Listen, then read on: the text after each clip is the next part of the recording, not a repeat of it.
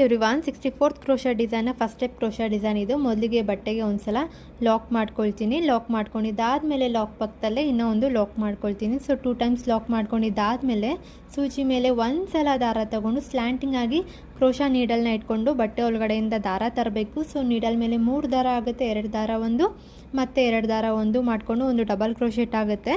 ಒಂದು double crochet ಮಾಡ್ಕೊಂಡಿದ್ದಾದಮೇಲೆ ಒಂದು chain ಹಾಕ್ಕೊಂಡು ದಾರನ ಸ್ವಲ್ಪ ಮೇಲ್ಗಡೆ ಮಾಡಿ ಸೈಜ್ ಮೆಟಲ್ ಬೀಡ್ನ ಇನ್ಸರ್ಟ್ ಮಾಡ್ಕೋಬೇಕು. ಮೆಟಲ್ ಬೀಡ್ ಇನ್ಸರ್ಟ್ ಮಾಡ್ಕೊಂಡಿದ್ದಾದಮೇಲೆ ಬೀಡ್ ಲಾಕ್ ಮಾಡ್ಕೊಳ್ತೀನಿ. ಬೀಡ್ ಲಾಕ್ ಮಾಡ್ಕೊಂಡಿದ್ದಾದಮೇಲೆ ಹಾಗೇನು ಒಂದು ಚೈನ್ ಹಾಕ್ಕೊಂಡು ಸೂಜಿ ಮೇಲೆ ಒಂದು ಸಲ ದಾರ ತಗೊಂಡು ನಾವೇನು ಬಟ್ಟೆಗೆ ಡಬಲ್ ಕ್ರೋಶೆಟ್ ಮಾಡಿದ್ವಲ್ಲ ಆ ಡಬಲ್ ಕ್ರೋಶೆಟ್ ಗ್ಯಾಪ್ ಒಳಗಡೆಯಿಂದ ದಾರ ತರಬೇಕು. ನೀಡಲ್ ಮೇಲೆ 3 ದಾರ ಇರುತ್ತೆ, ಆಗ 2 ದಾರ ಒಂದು ಮತ್ತು 2 ದಾರ ಒಂದು ಡಬಲ್ ಕ್ರೋಶೆಟ್ ಮಾಡಿಕೊಂಡು ಇದೇ ಥರ 5 ಡಬಲ್ ಕ್ರೋಶೆಟ್ ಮಾಡ್ಕೊಬೇಕು. ಏನು ಬಟ್ಟೆ ಒಳಗಡೆಯಿಂದ ದಾರ ತಂದು ಒಂದು ಡಬಲ್ ಕ್ರೋಶೆಟ್ ಮಾಡಿದ್ವಲ್ಲ ಅದೇ ಡಬಲ್ ಕ್ರೋಶೆಟ್ ಗ್ಯಾಪ್ ಒಳಗಡೆ 5 ಟೈಮ್ಸ್ ಡಬಲ್ ಕ್ರೋಶೆಟ್ ಮಾಡ್ಕೊಳ್ತಾ ಹೋಗಬೇಕು.